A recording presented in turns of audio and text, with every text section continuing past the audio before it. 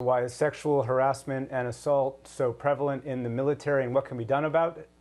For that, we get two views. First, retired Lieutenant Colonel Geoffrey Corn was a former Army lawyer who now teaches criminal law and national security at South Texas College of Law.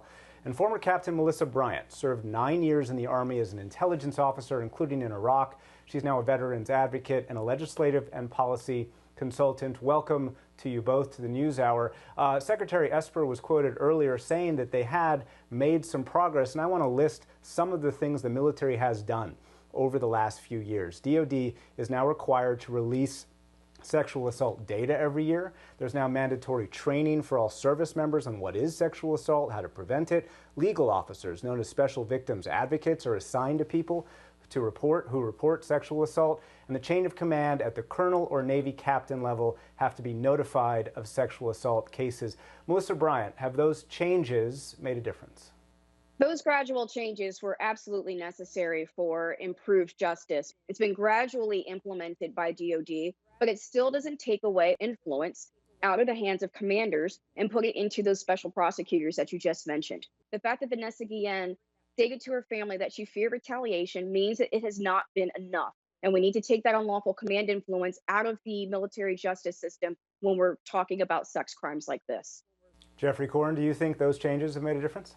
I mean, they absolutely have made a difference. And one of the differences has been the increased number of reports of sexual misconduct in the military, which is a double-edged sword because the military is criticized because of increased sexual assault numbers, but those numbers reflect an increase in reporting. I don't think they reflect an increase in the propensity of these offenses to occur. Look, nobody in uniform deserves to suffer the way these women suffered, and there are male victims as well. But there is no evidence that there is a substantial amount of command influence that's implicating the willingness of these convening authorities to send cases to trial when they're presented to them.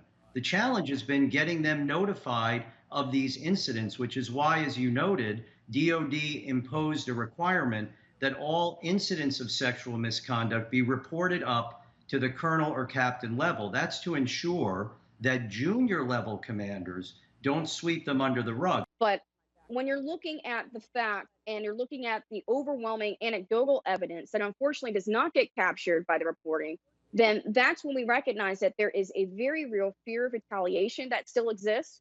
There is a very real command influence that exists over said commanders. And so, yes, while that may be elevated, that convening authority decision to 2- and 3-star general officer, flag officer rank, it still does not improve the issue of bias. That bias is still there. We need to be able to ensure that any form of bias whatsoever, implicit bias, has been removed from the chain of command and removed from anywhere within the procedures for any pending trial.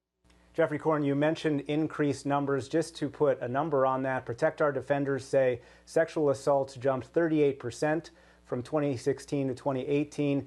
And also there are surveys that show underreported assaults have also grown. So is that not an indication that the problem is in fact getting worse? It is actually a manifestation that the efforts to enhance the probability of reporting have been improved. And I think there's a point of consensus between me and Melissa. And I can tell you as a private, the idea that I would go make a report against my sergeant or my captain or my lieutenant was inconceivable. The institution, by its very nature, makes reports by subordinates to superiors extremely difficult, particularly when they perceive there's misconduct. So there is a lot of work that continues and needs to continue to give soldiers, airmen, Marines, and sailors at every level the absolute confidence that if they're candid and honest about an accusation of misconduct, they will not be subject to retribution. Listen, I was a 20-year-old cadet who is at Fort Hood with an MP unit. I can understand what the pressure that a specialist like Vanessa Guillen could feel. The reason why you need this is because we live and work amongst one another. And that's why you need to remove that bias. We need to be able to ensure that that survivor is able to come forward and not face anyone necessarily from their unit who may have undue influence over the outcomes of justice. Melissa Bryant, Geoffrey Corn, we'll have to leave it there. Thanks very much to you both. Thank you. Thank you.